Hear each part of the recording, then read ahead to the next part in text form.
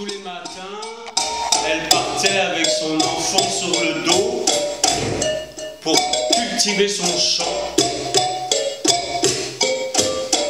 Elle avait un champ d'arachides.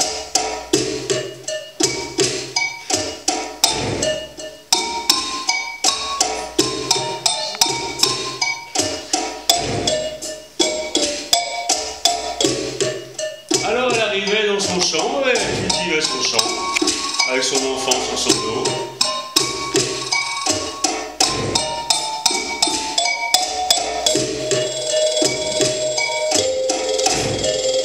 Ce jour-là, il y avait un homme, un berger.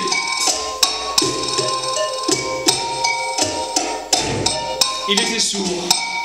Il était sourd comme un pot, il n'entendait rien, il ne comprenait rien. Et il avait perdu ses moutons. Alors il arrive au champ et puis il voit la femme, Madame, j'ai perdu mes moutons. Peut-être pourriez me dire où ils sont. J'ai vu des traces par ici, peut-être ils sont par là, je ne sais pas. Alors la femme le regarde. Elle était sourde. Elle n'entendait rien, elle ne comprenait rien. Alors elle a supposé qu'il lui demandait jusqu'où s'arrêtait son chant. Alors elle lui a dit « Mon chant s'arrête là !» Là! Bon, il a cru que lui, il n'avait rien compris, elle a entendu qu'elle lui montrait là-bas, que ses moutons étaient là-bas, donc il est allé là-bas. Et comme par un curieux hasard, il y avait ses moutons. Il lui avait dit, si vous trouvez mes moutons, moi je vous donnerai, j'ai un mouton blessé, je vous le donnerai. Alors il revient avec ses moutons, tout content, il va lui donner le mouton blessé. La femme, elle croit qu'il est en train de l'accuser d'avoir blessé un de ses moutons. Ah ben, qu'est-ce que vous me dites là? Moi, je ne suis pas touché à vos moutons. J'ai des moutons, j'ai jamais vu ce que c'était des moutons d'abord. Alors, laissez-moi tranquille. Alors lui, il n'a rien compris, il n'a rien entendu. Il a cru qu'elle voulait un mouton plus gros. Comment ça, je ne vais pas vous donner un mouton plus gros? Je dis, je vous donnerai celui-là, je vous donnerai celui-ci. Qu'est-ce que vous exagérez? On a toujours que la fête du mouton quand même.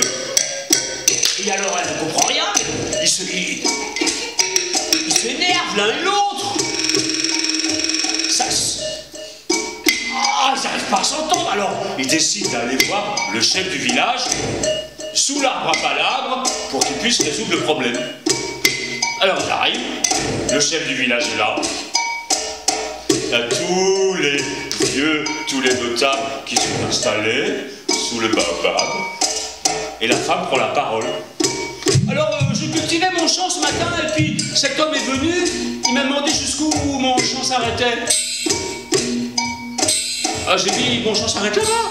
Il est revenu avec un mouton blessé, il m'a accusé d'avoir blessé le mouton. Moi, je sais pas, j'ai jamais vu. Je connais pas ce que c'est qu'un mouton. Hein? Alors, puis l'homme prend la parole.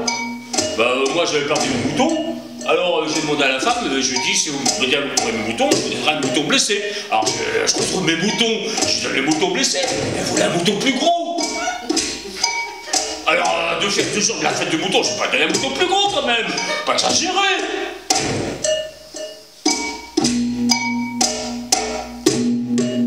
Le chef du village se lève. Alors, le chef du village, il était sourd. Il n'avait rien compris, rien entendu.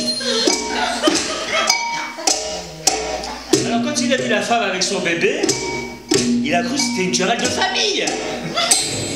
Monsieur, cet enfant est votre enfant.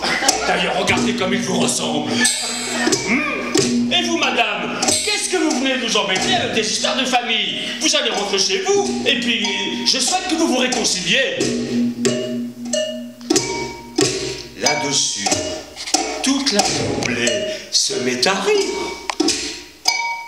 Tous les notables se mettent à rire, et puis le rire gagne le chef du village, le rire gagne la femme, le rire gagne l'homme. Et puis tout le monde se met à rire, à rire, à rire, à rire, à rire, à rire. Et rire longtemps, moi.